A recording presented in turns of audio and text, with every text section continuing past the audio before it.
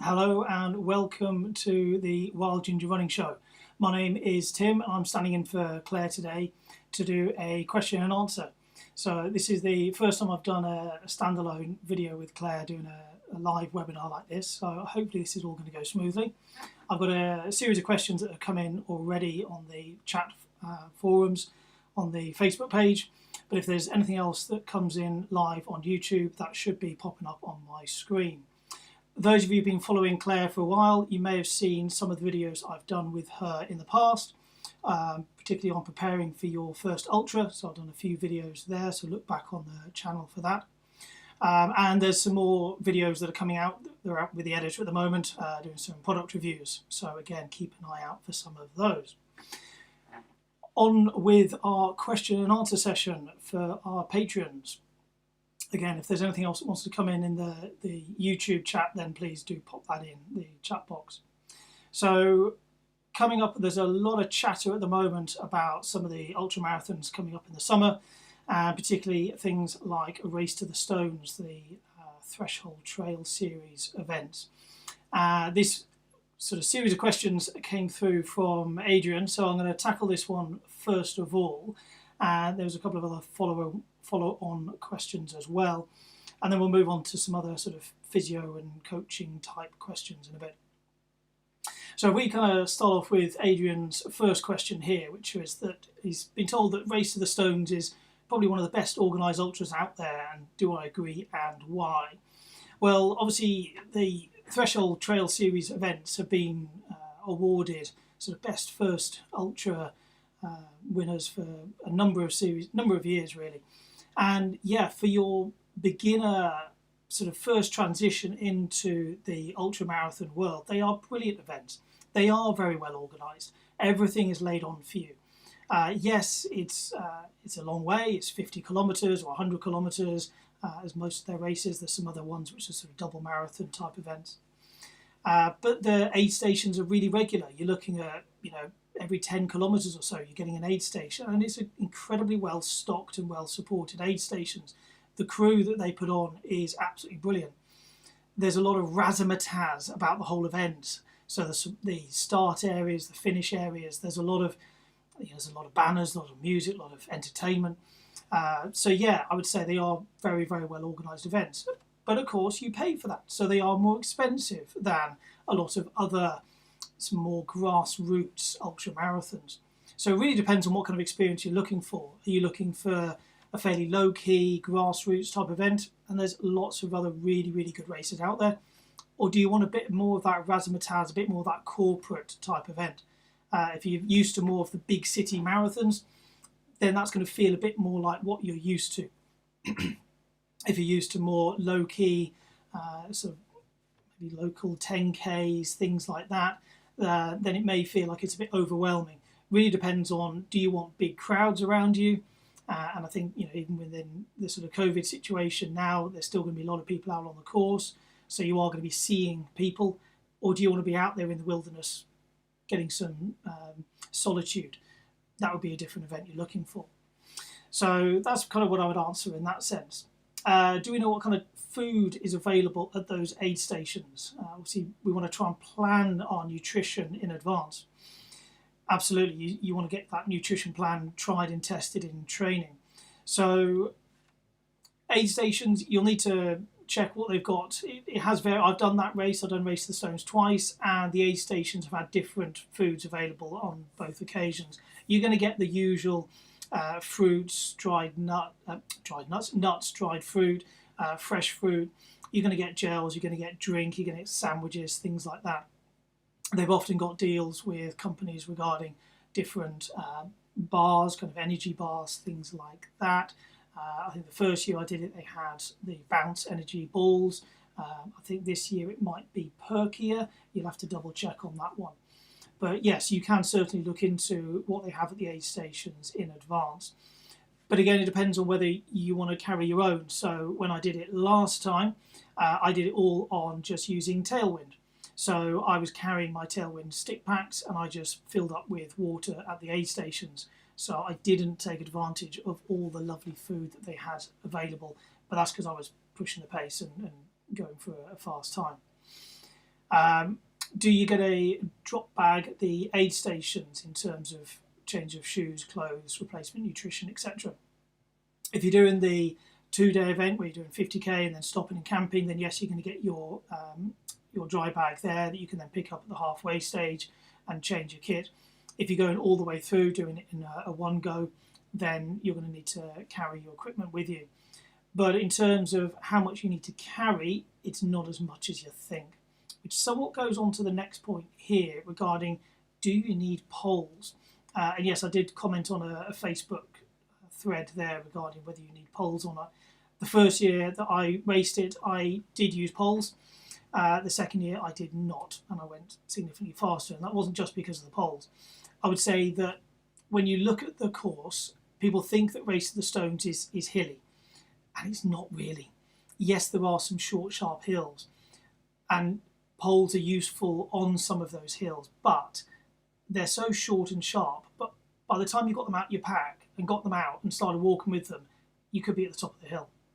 So unless you are always practicing Nordic walking and you're going to look to use Nordic walking style for pretty much the whole race, then I would say poles are not really going to be useful for you in this event. So course-wise, somewhat touched on that. It's a rolling, hilly terrain. The biggest hills are in that last kind of 10 kilometres, so make sure you save your legs for when you get to Barbary Castle and the section that goes from just beyond Barbary Castle on towards Avebury Stone Circle. That's the roughest part of the course, some of the harder hills to get up when your legs are particularly tired as well. The first part of the course is very nice, runnable. A lot of it's quite single track.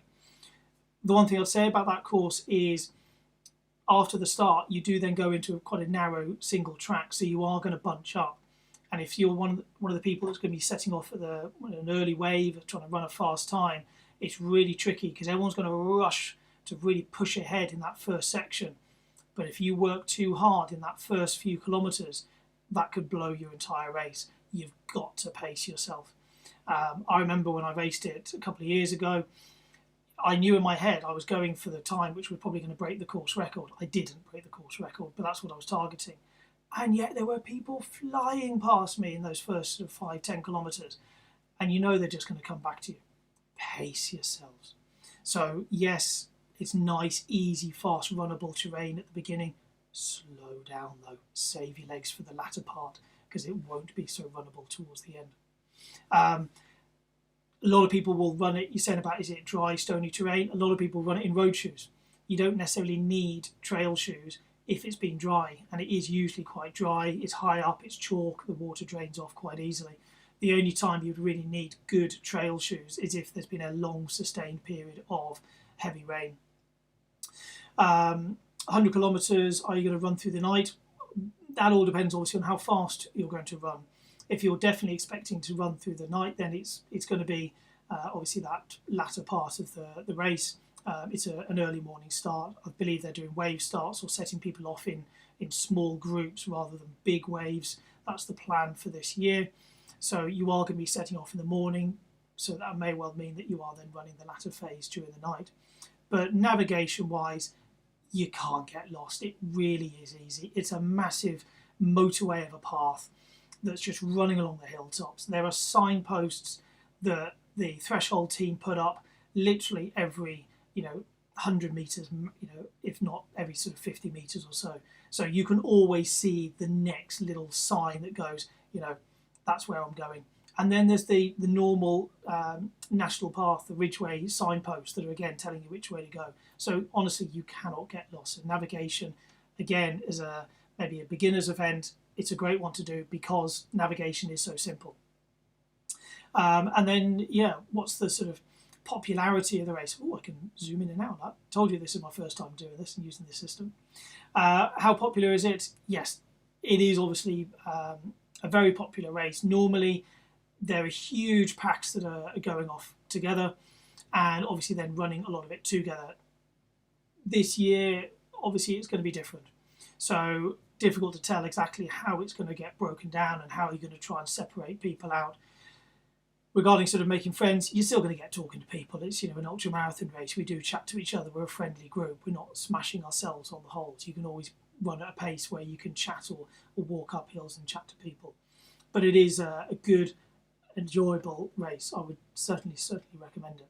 And I'm off to do Race to the Castle, so their Northumberland version this year. So if anybody's doing that one, I'll see you up there.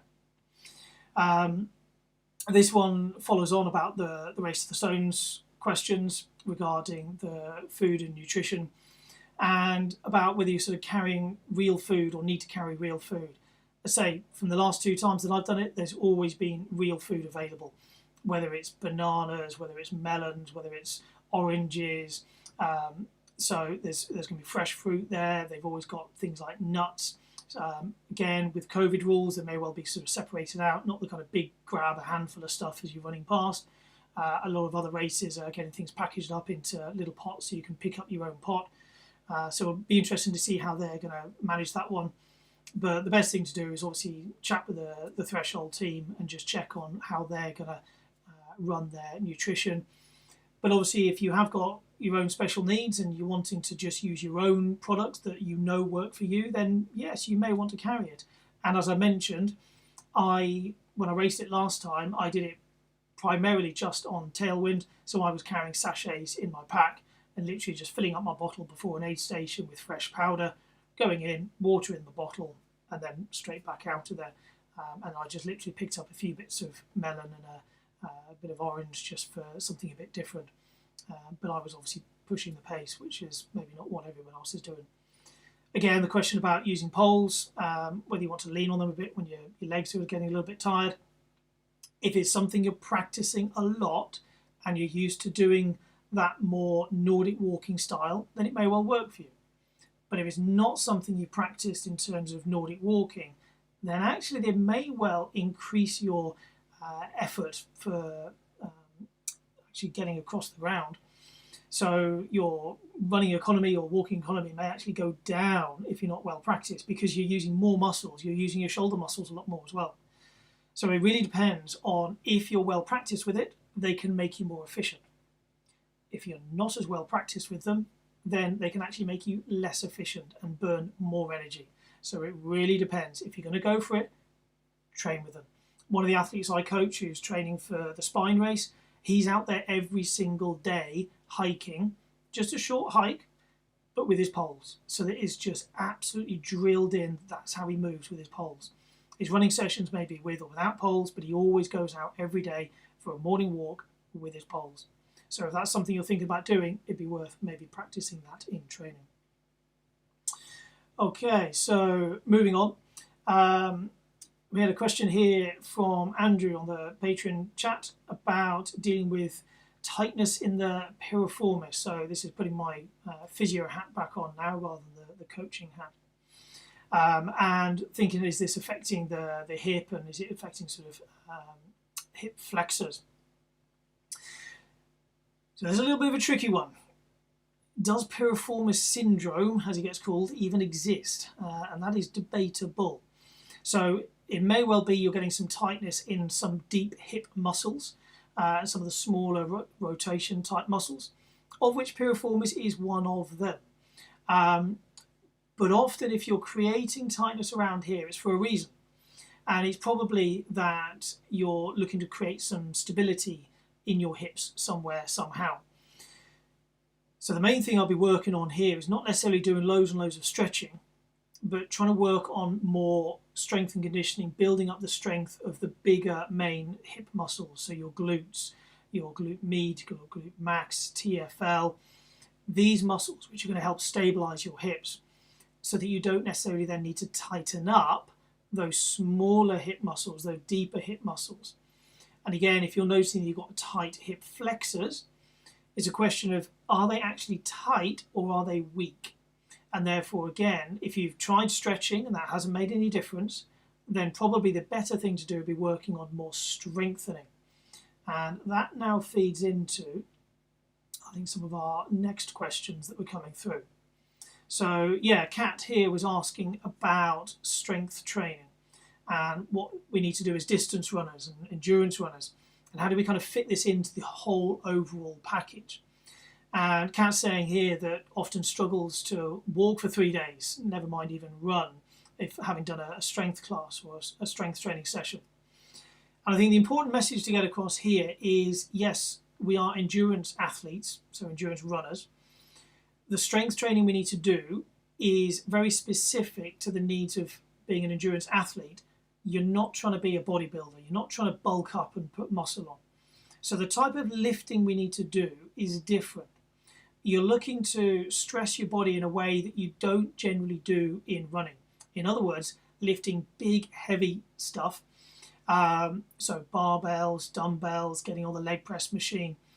And if you're particularly a novice strength athlete, then again, you don't need to do a vast amount. It could be going in there and just doing one single set, pushing it as heavy as you can for as many reps as you can, aiming for maybe kind of 8 to 12 reps before you think, blooming heck, that's enough, thank you. And you move on to the next exercise and then the next exercise. And you might literally just do 5 or 6 exercises, and then that's it, that's you done. So you've done a bit of a warm-up, you've done maybe some mobility work, you do a couple of sets of different exercises, and then you're done. So you could be in and out of that gym in 30 minutes, no more than 40 minutes. If your gym session is taking you more than an hour, you're probably just doing stuff that isn't really relevant to what you need to achieve as an endurance athlete. So really the key areas you want to be hitting are going to be the calves. If you're only going to do one thing, I'll be working on your calves, working on your soleus, your deep calf muscles. So that's going to be calf raises with a slightly bent knee. And lifting heavy. So literally the heaviest weight you can push. It's not about doing high reps. You can do high reps running up a hill. You want to be lifting heavy so that your body can take the forces involved with running. If we think about the loads that go through your calf muscles, through your Achilles, when we're just standing on one leg, standing there, that's 1 times your body weight. Running is going to be 3, maybe even 5 times your body weight and beyond. So you need to be able to do a calf raise on the leg press machine or on a squat rack at 2, maybe even 3 times whatever your body weight is. That's how much force you should be able to take. And if you can't do that, we need to be doing more strength training. You don't need to be doing a lot of reps. It could be doing some heavy isometric training for your tendons. So long, maybe 45-second holds and doing 3, 4, 5 times 45 seconds, and then boom, you're done. You move out of there. And that's your calves done. You might do the same thing for your knees. So if you're doing a lot of mountain running, a lot of hill running, and there's a lot of loading on running down those hills, that impact force, the eccentric loading on those knees, again, you may want to do some isometric, some single leg squat and holds, or maybe start with double leg squat and holds, or the leg press machine. And again, you just do 45-second holds, hold that for 4, 5, 6 times round, and then that's it, you're done. So it doesn't need to be lots and lots of repetitions trying to build big muscles. That's not what we're looking for. We want strength, but not trying to go for muscle bulking and hypertrophy. And yes, if you're then finding that you're too sore for days afterwards, then you've done a little bit too much. And it's this balance of the strength and endurance training. If we're looking to maximize strength gains, then yes, you are going to be sore and you can't then do the endurance. But we're an endurance athlete. We want this endurance work to keep going. So you've got to make sure that you're doing enough strength work that you're going to improve your tissues, your tendons, your ligaments, but not that you then compromise your endurance training. So it may be that those first few weeks you go into the gym, you need to take it a little bit steady, let your body adapt, and then you can progress on from there. And yes, you don't want to be doing your weights on necessarily your rest day. You may even want to kind of build that into one of your harder interval days, so that you do have within your training week, your training pattern, a kind of hard day where you're doing strength and maybe intervals, and then you've got a very easy day where it is more your base endurance work, along with maybe some active recovery, mobility work, maybe a little bit of yoga, Pilates, things like that. That can be a bit of an easier strength day, but then you have a harder strength day that's then married along with your interval run sessions. So that would be the way I would structure your training plan for most people. But of course, it depends on your availability to equipment, when you can actually get to a gym. So if you may need to look at how you structure your entire weekly pattern to balance that out. So yeah, if you've got a gym at home, that's great. But obviously a lot of us don't, and that's where you then might need to adapt, improvise, and overcome. Okay, so moving on to another question. We've again featuring on the strength side of things. Arlene's saying about strengthening the ankles and feet regarding old ankle inversion injuries, so sprained ankles. In this case, even resulting in a fracture of the little toe, the fifth metatarsal in the foot.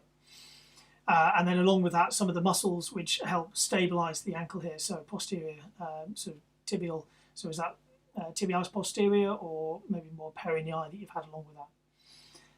So things to improve ankle strength here, it's going to be a lot of the basics. Standing on one leg, single leg balance. So I advise all my athletes to brush their teeth stood on one leg. Make a cup of tea stood on one leg. So you're always working on that balance, on that proprioception. And it just becomes part of your normal everyday routine. You don't have to think, oh, I've got to go and do my ankle exercises, because you just do it 2-3 times a day anyway as part of your normal life. You can then make it a bit harder. You can stand on wobble cushions, you can stand on balance cushions. If you haven't got things like that, even just a pillow or a cushion folded over, just make that ankle work a little bit harder. I'm stood at my standing desk here, and I've even got, well, go on, I'll jump off camera. I'll even stand on little wedges. Where's my camera? So I'll stand with my ankle over on one side or stand with my ankle over on another side, just to, again, get my feet used to actually then stabilising in different positions. So I'll be standing at my working desk here and standing on one leg, working my ankles in different ways. There's other bits of kit out there. There's another one. I'll just, sorry, step off camera. Sorry, I was new at this. Bad planning and preparation. This is a funky bit of kit. It's basically a wobble cushion, wobble board, not cushion, called the blackboard, and it's separated out. So you can have one section that has a couple of beams on it, so that back section will stay nice and stable, and the middle one will then rock around. So you can have your heel staying nice and still, and then you can work the front of the foot, or you can swap it around and you can have the front staying still and you can work the heel.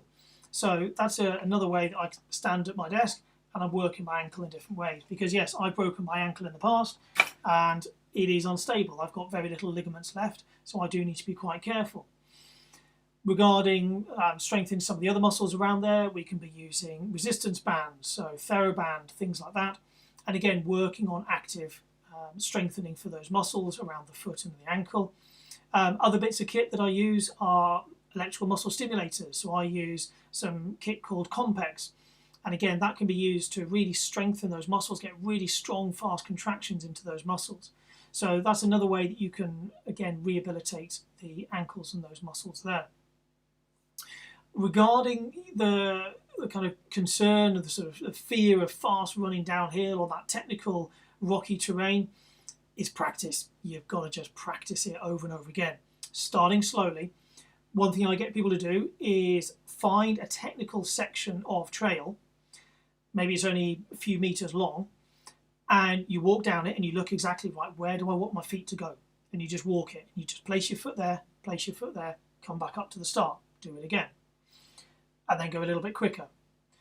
And then try and look up, or even close your eyes and try and run and remember exactly where your feet went, stop, come back up to the top, did your feet go where they meant to go?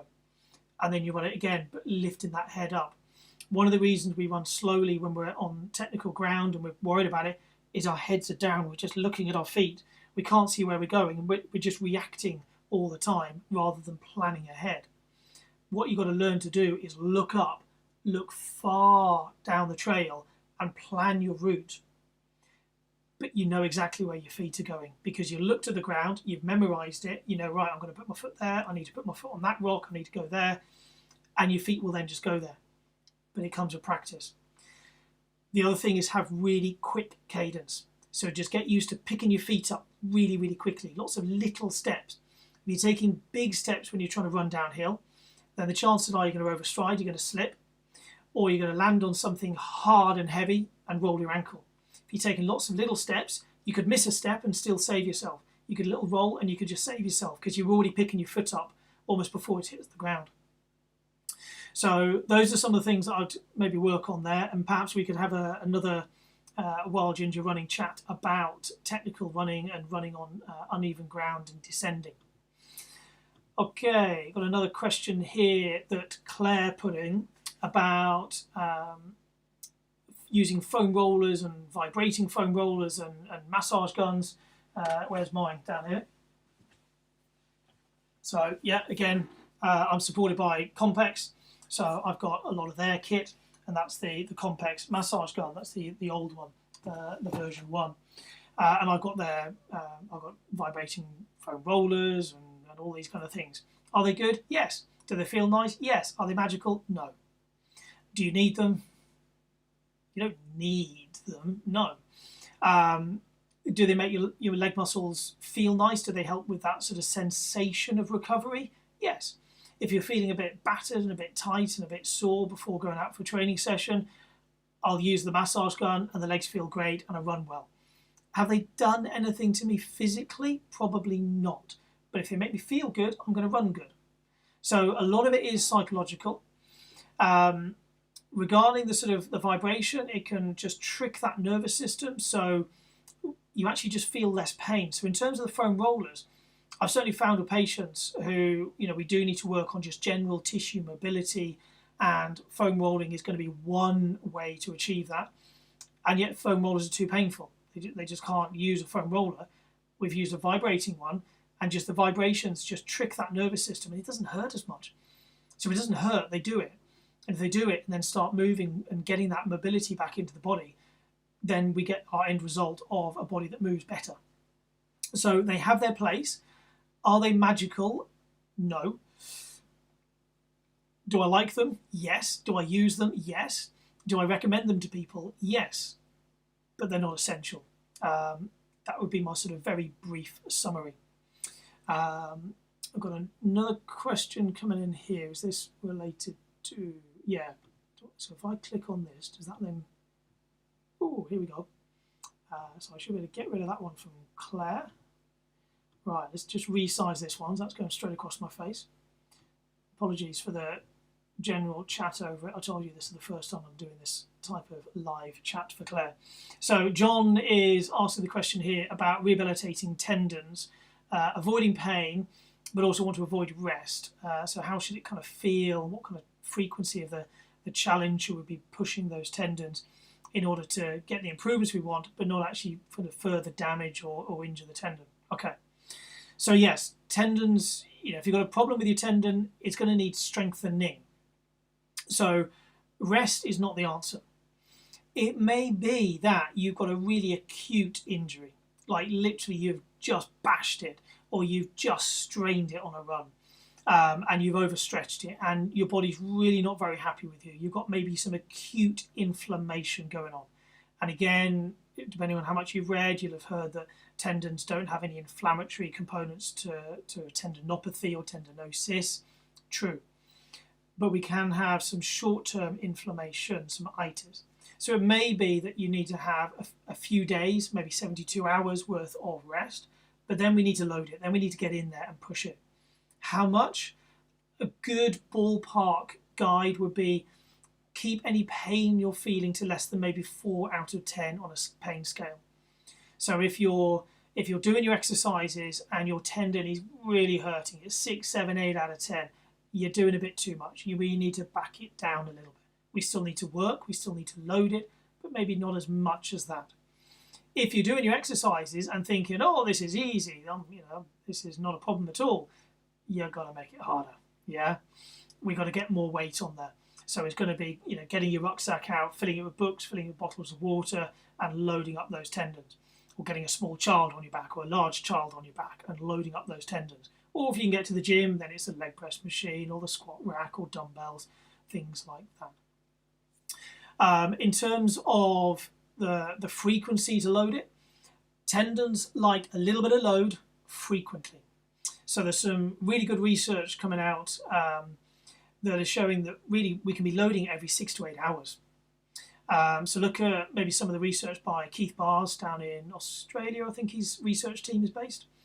And they've certainly shown that we can be hitting that tendon, not literally hitting it, as in loading it, every 6 to 8 hours. So you could be doing that at least twice a day, if not maybe even 3 times a day. Now, if you are still running alongside of this, then that running session may well count as one of your loading sessions for the day. So it might be you do your tendon loading in the morning and you do a run in the evening, or you do your run in the morning and then you do a tendon loading session in the evening.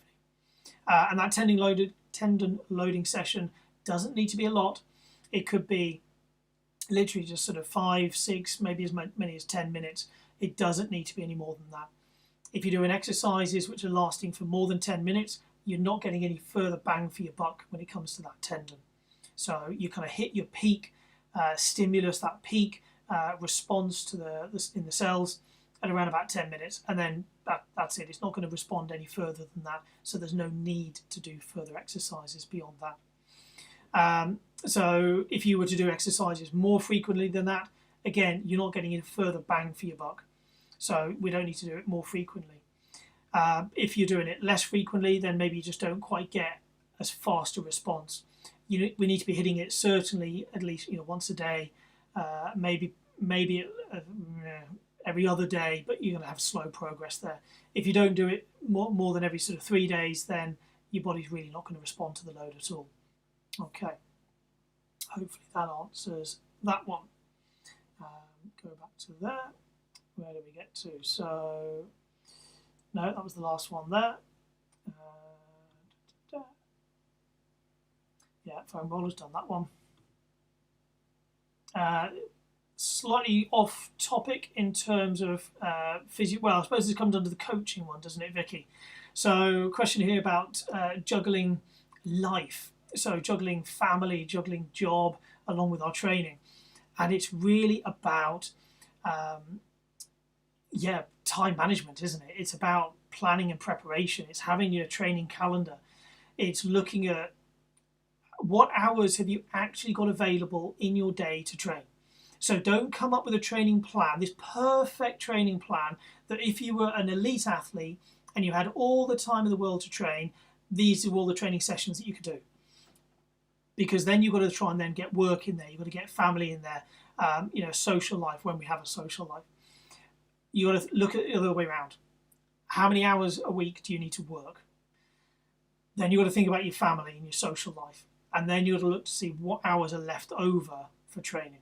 That's the way we've got to juggle it. We've got 3 balls in our life. We've got family, we've got work, and we've got training.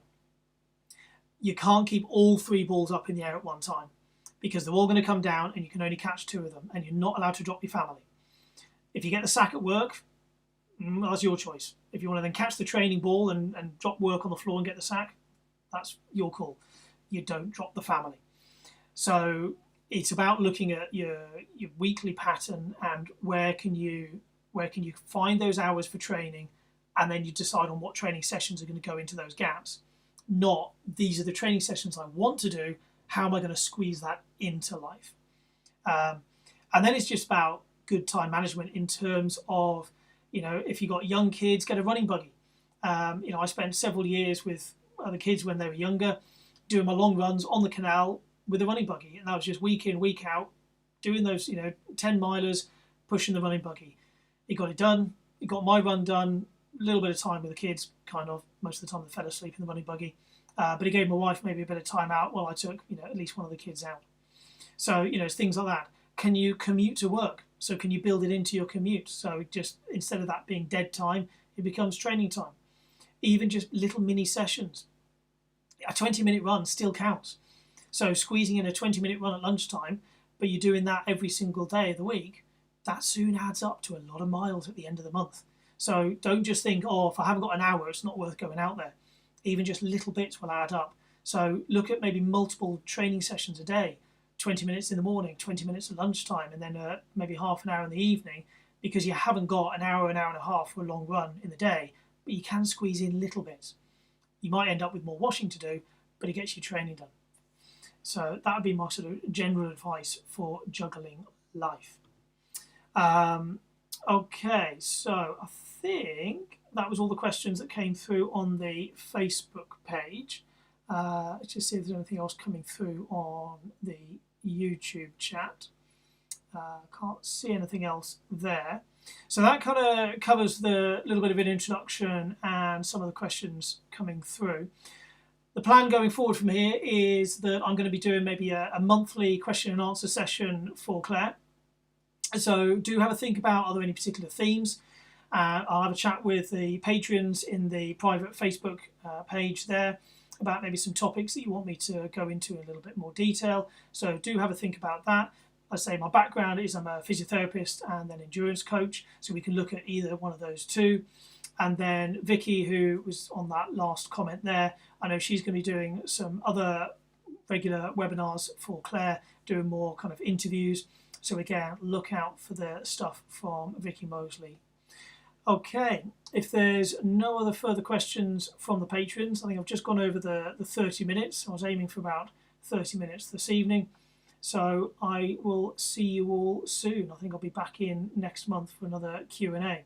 And Vicky's got the videos for some other videos that are coming out. They're just out with their editor at the moment. So hopefully they should be coming up on the YouTube channel soon.